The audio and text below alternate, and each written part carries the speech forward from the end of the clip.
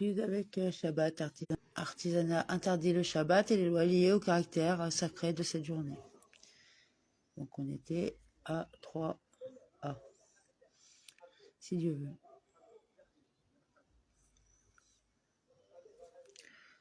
Merci, Hachem. N'oublions pas le remerciement. Ça fait toujours plaisir à Hachem de le remercier pour tous les bienfaits qui animent nos sens.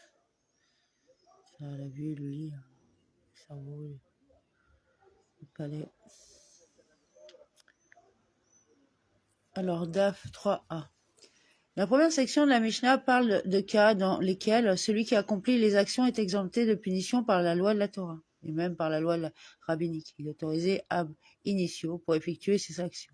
Lorsque la personne pauvre ou le propriétaire n'a ni soulevé ni placé l'objet, c'est-à-dire que l'objet a été placé ou retiré de ses mains par d'autres. Son rôle est insignifiant. Par conséquent, cela n'était pas enseigné dans la Mishnah, et ces cas n'étaient pas pris en compte dans le nombre total d'actes de transport d'un domaine à l'autre. Cependant, en ce qui concerne la dernière section de la Mishnah, où la personne qui accomplit ces actions est exemptée par la loi de la Torah, mais ces actions sont interdites par la loi rabbinique, c'est difficile. Puisque les sages ont interdit ces actions, elles devraient être incluses dans le total de la Mishnah, qui devrait être de 12 et non de 8. Par ailleurs, la Gemara se demande, existe-t-il dans toutes les halarot du Shabbat un acte pour lequel la Mishnah considère qu'on est exempté, que l'acte est autorisé? Shmuel de Marbéni n'a-t-il pas dit en ce qui concerne toutes les décisions exemptées de la halarot du Shabbat, bien que celui qui accomplit l'action soit exempté par la loi de la Torah, son action est interdite par la loi rabbinique. Ceci s'applique à tous les cas, à l'exception de ces 3 cas pour lesquels on est exempté et il est autorisé à effectuer l'action. Piéger un cerf, où il ne le piège pas réellement, mais s'assoit à l'entrée d'une maison qu'un cerf avait auparavant et entré tout seul, empêchant sa sortie, et piéger un serpent venimeux en raison du danger qu'il représente. Et celui qui draine un abcès, c'est-à-dire un liquide, si tel est le cas, les cas de la première section de notre Mishnah, où la décision est exemptée, doivent être compris comme exemptés mais interdits. La Gemara répond, dans ces cas aussi, la décision est exonérée et autorisée. Mais quand y a-t-il été nécessaire pour Shmuel de Marbéni de citer des cas spécifiques comme étant exemptés et autorisés? Cela était nécessaire dans les cas exonérés où il accomplit une action définie. Il existe cependant de nombreux cas exemptés où il n'effectue pas d'action, qui sont à fait autorisés. La Gemara revient sur la question du Rav Matana de Marbéni. En tout cas, il y a 12 actions qui auraient dû être énumérées dans la Mishnah. La Gemara répond. La Mishnah a pris en considération les cas d'actes exonérés où celui qui les accomplissait pouvait en venir par leur accomplissement à encourir la responsabilité d'apporter un sacrifice pour le péché. La Mishnah n'a pas pris en considération les cas d'actes exonérés où celui qui les accomplissait ne pouvait pas en venir par leur accomplissement à encourir la responsabilité d'apporter un sacrifice pour le péché. Ici, seuls les cas où l'on soulève un objet de sa place sont pris en compte. Après avoir soulevé un objet, s'il continuait, il pourrait potentiellement encourir la responsabilité d'apporter un sacrifice pour le péché. En aucun cas, celui qui se contente de poser un objet ne peut en venir à violer un interdit plus grave. La Gemara pose des questions sur la Mishnah elle-même. Dans la dernière section de la Mishnah, les cas dans lesquels ils sont tous deux exemptés sont énumérés. Cependant, un travail interdit n'a-t-il pas été réalisé entre eux deux, puisqu'ils ont accompli ensemble un acte interdit par une interdiction sévère de la Torah? Comment est-il possible que leur partenariat aboutisse à ce que tous deux soient exemptés? La Gemara répond qu'il a été enseigné dans une beretta que Rabbi Yehuda Anassi de Marbéni a dit. Il est écrit, si une âme pêche involontairement de la part des gens du pays lorsqu'elle le fait, une des lois de Dieu qui ne doit pas être observée et il est responsable. Lévitique 4.27. L'accent mis par le verset sur les mots. Quand il le fait, signifie celui qui fait tout cela, c'est-à-dire toute la transgression est responsable et non celui qui en fait une partie. Par conséquent, un individu a accompli une action dans son intégralité est responsable. Cependant, deux personnes ont accompli une action ensemble ne sont pas responsables puisque chacune n'a accompli qu'une partie de l'action. La Gemara commente. Elle a également été déclarée à l'appui de l'opinion de Rabbi Yehuda Anassi de Marbéni. Rabbi Iya Bar Gamda de Marbéni a dit, au cours d'une discussion sur ces questions, cela émanait du groupe des sages et ils ont dit, de l'accent mis dans le verset sur quand il le fait. Il est dérivé à l'individu qui l'a exécuté est responsable. Cependant, 2 de ceux qui l'ont exécuté ne sont pas responsables. Rav a soulevé un dilemme devant Rabbi Yehuda Anassi de Morbeni, celui qu'une autre personne chargeait de la nourriture et des boissons sur son dos, dans un domaine privé le Shabbat. Et il est porté alors qu'il était encore sur son dos. Quelle est la halara en ce qui concerne l'interdiction de l'exécution le Shabbat? En clair, celui qui soulève un objet de la main dans le domaine privé et l'effectue dans le domaine public est responsable, car il a accompli l'acte complet de la réalisation. Cependant, dans le cas de celui qui est chargé d'un objet, se déplacer son corps de sa place dans le domaine privé est-il assimilé à soulever l'objet lui-même de sa place? Dans ce cas, il serait responsable. Ou bien peut-être que cela n'est pas considéré comme soulever l'objet de son emplacement et qu'il ne serait donc pas responsable. Rabbi Yehuda Anassi de Morbeni lui dit, il est responsable et ce n'est pas semblable à la lara de celui qui avait un objet placé dans sa main et l'a porté au domaine public, à propos duquel nous avons appris dans la Mishnah qu'il n'est pas responsable par la loi de la Torah. Quelle est la raison de la distinction entre ces deux cas apparemment similaires? Son corps est au repos, dans un lieu défini. Cependant, sa main n'est pas au repos. Puisqu'une main n'est généralement pas fixée au même endroit, la déplacer et même la transférer vers un domaine différent, sans un acte authentique de levage, n'est pas considéré comme un levage. Cependant, le corps est généralement fixé au même endroit. Le déplacer de sa place est considéré comme un retrait en termes de Shabbat. Et il en est responsable. Daf 3b. Rabbi Iya de Morbeni dit à Rav, le fils de sa sœur, fils de grand homme, ne t'ai-je pas dit que lorsque Rabbi Yehuda Anassi de Morbeni est impliqué dans ce traité, ne lui pose pas de questions dans un autre traité, car ce ne serait peut-être pas dans son état d'esprit et il sera incapable de répondre. Le dilemme posé par Rav n'était pas lié au sujet du traité qu'il étudiait. Car si Rabbi Yehuda Anassi de Morbeni n'était pas un grand homme, vous lui auriez fait honte, car il aurait été obligé de vous donner une réponse qui n'est pas appropriée. Maintenant, il est impliqué dans un autre traité. Néanmoins, il vous a bien répondu, comme cela est enseigné dans une beretta. Celui qui était chargé de nourriture et de boissons, alors qu'il était encore jour, avant le début du Shabbat, et par conséquent, n'a pas accompli l'acte de lever le Shabbat.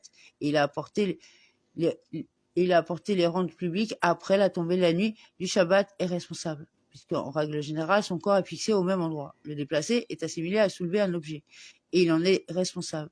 Ce n'est pas comme lever la main et la déplacer d'un endroit à l'autre, puisque sa main n'est pas fixée au même endroit, la déplacer n'est pas considérée comme un soulèvement. Abbaye de Morbeni dit, il m'apparaît évidemment que la main d'une personne en elle-même, lorsqu'elle la déplace hors du domaine où elle se trouve, n'est considérée ni comme le domaine public, ni comme le domaine privé. Mais si la main de quelqu'un qui se trouve dans l'un de ces domaines, la preuve que la main n'est pas considérée comme appartenant au domaine public peut être dérivée du jugement de la Mishnah concernant la main du pauvre. Comme nous l'avons appris à propos du pauvre qui a porté sa main portant un objet qui faisait passer du domaine public dans le domaine privé, et le propriétaire lui prenait l'objet de la main. Le propriétaire n'est pas responsable. Apparemment, la main du pauvre n'est pas considérée comme faisant partie du domaine public, même si lui-même se trouve dans le domaine public. La preuve qu'il n'est pas considéré comme un domaine privé peut être dérivée de la décision de la Mishnah concernant la main du propriétaire. Comme nous l'avons appris à propos du propriétaire qui bougeait sa main portant un objet qu'il faisait passer du domaine privé au domaine public. Et le pauvre lui prenait l'objet des mains. Le pauvre n'est pas responsable de l'exécution du domaine privé. Cependant, Abbaye de Morbeni a soulevé un dilemme. Quel est le jugement concernant la main d'une personne portant un objet dedans, lorsque cette personne a mis sa main dans un domaine différent? Prend-il le statut de carmélite? Un carmélite est un domaine intermédiaire, établi par les sages, qui n'est ni un domaine privé, ni un domaine public. Ce dilemme est basé sur le fait que sa main a quitté un domaine et n'est pas encore entrée dans un deuxième domaine. En termes de halara pratique, les deux phases de ce dilemme sont les suivantes. Les sages l'ont-ils pénalisé et ont-ils émis un décret rabbinique lui interdisant de ramener ou non sa main avec l'objet au domaine où il se trouve? La Guémara dit, venez entendre une résolution à ce dilemme à partir de ce que nous avons appris ailleurs, en ce qui concerne la question. Que doit faire quelqu'un dans le domaine privé dans le cas où sa main était remplie de fruits et il étendait à l'extérieur? Dans le domaine public, il a été enseigné dans une beretta qui lui interdit de le rapporter dans sa maison et dans une autre beretta qui lui est permis de le rapporter. Est-ce pas sur ce point qu'ils ne sont pas d'accord? Que le sage dans une beretta considère que sa main est comme une carmélite et que le sage dans l'autre beretta soutient qu'elle n'est pas comme un carmélite. La Guémara rejette cette explication. Non. Tout le monde est d'accord pour dire que c'est comme une carmélite. Et pourtant, ce n'est pas difficile, car la différence entre les Barétotes peut s'expliquer de la manière suivante. Ici, la Beretta lui interdit de ramener sa main. Fait référence à un cas où il l'a retirée à une hauteur inférieure à 10 paumes du sol, dans l'espace aérien du domaine public. Et là, la Beretta lui permettant de ramener sa main fait référence à un cas où il l'a sortie à une hauteur supérieure à 10 largeurs de main du sol, en dehors de l'espace aérien du domaine public. Par conséquent, l'objet n'est considéré que ni dans le domaine public, ni dans un carmélite. Et si vous le souhaitez, dites plutôt que tel Beretta et tel Beretta font tous deux référence à un cas où il a tendu la main vers le domaine public à une hauteur inférieure à 10 largeurs de main. Et sa main n'est pas considérée comme un carmélite. Et pourtant, ce n'est pas difficile. Comme ici, la Beretta lui permettant de le rapporter fait référence à un cas où il l'a sorti alors qu'il faisait encore jour la veille de Shabbat, puisqu'il a tendu la main avant Shabbat et qu'en agissant ainsi, il n'a rien fait de mal. Les sages ne l'ont pas pénalisé et lui ont permis de ramener sa main le jour même de Shabbat. Cependant, ici, la Beretta lui interdisant de rapporter fait référence à un cas où il l'a sorti après la tombée de la nuit, alors que le Shabbat avait déjà commencé, puisqu'il a un élément d'interdiction, et les sages l'ont pénalisé et lui ont interdit de le rapporter. La Gemara commente que cette explication est difficile. Au contraire, le contraire est raisonnable. Dans le cas où il tendrait la main alors qu'il était encore jour, même s'il jetait l'objet de sa main dans le domaine public, il n'encourait pas la responsabilité d'apporter un sacrifice pour le péché parce que l'objet aurait été soulevé de sa place le jour même, un jour de semaine que les sages le pénalisent. Cependant, dans le cas où il tendrait la main après la tombée de la nuit, où jetterait-il l'objet de sa main dans le domaine public? Il encourait ainsi la responsabilité d'apporter un sacrifice pour le péché, que les sages ne le pénalisent pas. Si les sages le pénalisaient en lui interdisant de rapporter sa main, il risquerait de laisser tomber l'objet dans le domaine public. Et ce faisant, il violerait un interdit de la Torah. Et du fait que nous ne l'avons pas expliqué de cette façon, nous avons préféré la distinction contraire. Résolvons le dilemme soulevé par Rav Bevar Bar Abei de Marbeni, dont le dilemme repose sur la même question fondamentale. Comme le Rav Bevar Bar Abei de Marbeni a soulevé le dilemme, celui qui a involontairement mis du pain dans le four le Shabbat, comme le pain était cuit en collant la pâte sur les parois du four chauffé. Lui a-t-on permis de contourner une interdiction rabbinique et de le retirer du four avant qu'il ne cuise, c'est-à-dire avant qu'il n'encourt la responsabilité d'apporter une offrande pour le péché, pour cuire du pain le Shabbat, ont-ils pas permis de le faire? Est-il interdit de retirer le pain le jour du Shabbat? Cependant, l'interdiction relève uniquement de la loi rabbinique. Le dilemme fondamental est le suivant. Peut-on ou non violer un interdit rabbinique afin d'éviter de violer un interdit de la Torah? Sur la base de ce qui précède, décider que les sages ne l'ont pas permis. En résolvant le dilemme d'Abei de Marbeni, la crainte que l'on jette l'objet de sa main et violerait ainsi l'interdiction de la Torah n'a pas été prise en considération. Celui qui tendait la main dans le domaine public était pénalisé par les sages et interdit de rapporter sa main. Ici aussi, résolvez le dilemme et dites qu'il ne peut pas retirer le pain, même si cela violerait une interdiction de la Torah. Le dilemme du Rav Bevar Bar Abei de Marbeni, que l'on croyait non résolu, est ainsi résolu. En conséquence, il existe une certaine incertitude quant à la validité ou non de la résolution du dilemme précédent, par lequel le dilemme du Rav Beba de Marbeni serait également résolu. La Gemara rejette cette difficulté. Ce n'est pas difficile. Il est possible que même si une résolution n'a pas été trouvée auparavant pour le dilemme du Rav Beba Bar Abei de Marbeni, cela ne signifie pas qu'il ne peut pas être résolu.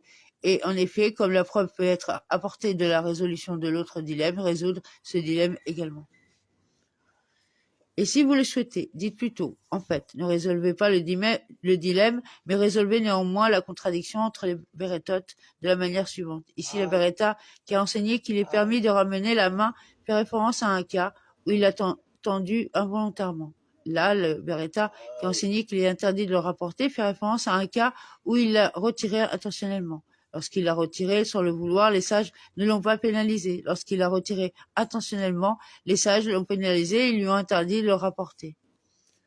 Et si vous le souhaitez, dites plutôt, pour résoudre la contradiction, que tel Beretta et tel Beretta font tous deux références à un cas où il a tendu la main sans le savoir. Et ici, ils ne sont pas d'accord sur la question, les sages ont-ils pénalisé un délinquant volontaire à cause d'un délinquant intentionnel? Le sage qui lui interdit de ramener sa main soutient qu'ils ont pénalisé un contrevenant involontaire à cause d'un contrevenant intentionnel. Ainsi même s'il lui a tendu la main sans le savoir.